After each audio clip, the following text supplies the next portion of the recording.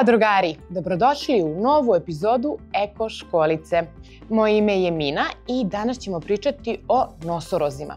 Ali pre toga želim da upoznate moje drugare iz vrtića Jezerce. Ja se zovem Vukašin. Ja se zovem Kruna. Ja se zovem Milutin. Ja se zovem David. Ja se zovem Pet.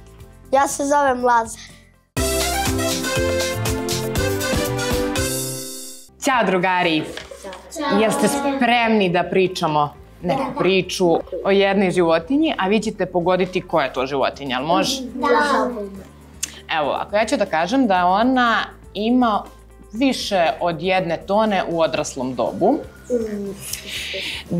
da ima jako debelu kožu i da njeno ime počinje, na primer, kao nešto što mi imamo na licu i sa tim dišemo. Nilski konj. Nilski konj. Nosorog, bravo. Jel znate kako izgleda nosorog? Da. Kako, je li ovo nosorog ili je ovo žirafa? Šta je ovo? Ovo, a ovo? Je li isto? Jel vidite? Dobro. Šta ima on ovde napred? Rog.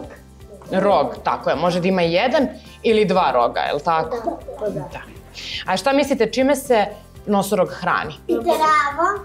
Bravo, Kruna, tako je, jede travu, da, i lišće. Nosorozi su jedne životinje koje su jako mirne i uživaju, tako je, i uživaju u životu, imaju svoj neki ritam i vole da ih niko ne ometa u tom svom ritmu. A da li znate gde oni žive? Da li ima, na primjer, u Srbiji?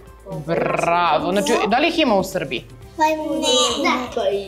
U Africi to nisu. Ja sam znala. Nema. A da li znate da su oni ugrožena vrsta? Da, ugrožena. Jel znaš, Petra? To znači da ih ima sve manje. Početkom ovog veka bilo ih je oko 500.000, a sada ih ima oko 29.000.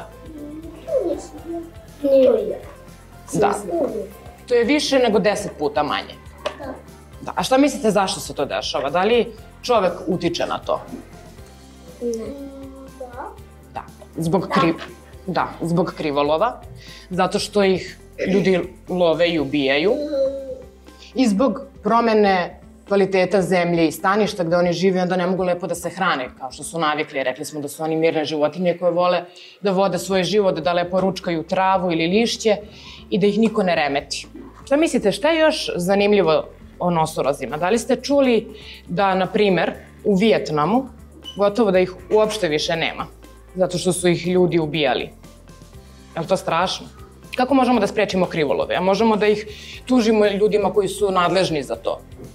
Možemo kao da postavimo znak da tu više ne sme da se. Tako je. A da li ste znali da su nosorozi kišobranska vrsta? Čemu nama služi kišobran? Za kišu. Da se zaštitimo od kiše, tako je.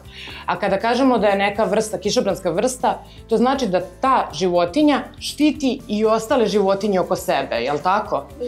Što bi značilo, ako je ona ugrožena, da su ugrožene i druge životinje koje žive u istom staništu u kom živi ona. Je li tako? Tako da čuvanjem njih mi čuvamo i druge vrste životinja i biljaka. I one su jako važne za ekosistem.